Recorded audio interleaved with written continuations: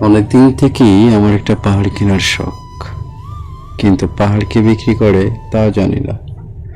যদি তার দেখা পেতাম, দামের জন্য আটকাতো না। আমার নিজস্ব একটা নদী আছে, সেটা দিয়ে দিতাম পাহাড়টার বদলে। কে না জানে পাহাড়ের চেয়ে নদীর দামই বেশি। পাহাড় স্থানও, নদী বহমান। তবুও আমি নদীর বদলে পাহাড়টাই কিনতাম, কারণ আমি ঠকতে চাই। নদীটাও অবশ্য কিনেছিলাম একটা দ্বীপের বদলে।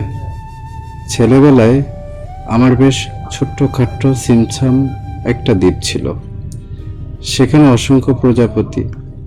শৈশবে দ্বীপটি ছিল আমার বড় প্রিয়। আমার যৌবনে দ্বীপটি আমার কাছে মাপে ছোট লাগলো। প্রবহমান ছিপছিপে তন্নি নদীটি বেশ পছন্দ হলো আমার। বন্ধুরা বলল, এইটুকু একটা দ্বীপের বিনিময়ে এত বড় একটা নদী পেয়েছিস, খুব যেতেছিস তো মাইরে। তখন জয়ের আনন্দে আমি বিহ্বল হতাম।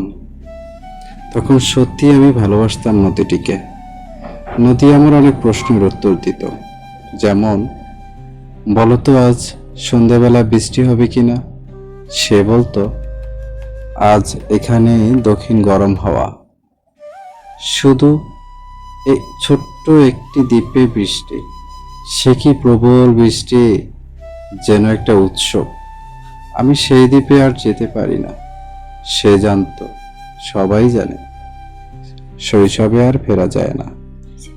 এখন আমি একটা পাহাড় কিনতে চাই। সেই পাহাড়ের পায়ের কাছে থাকবে গহন অরণ্য। আমি সেই অরণ্য পার হয়ে যাব।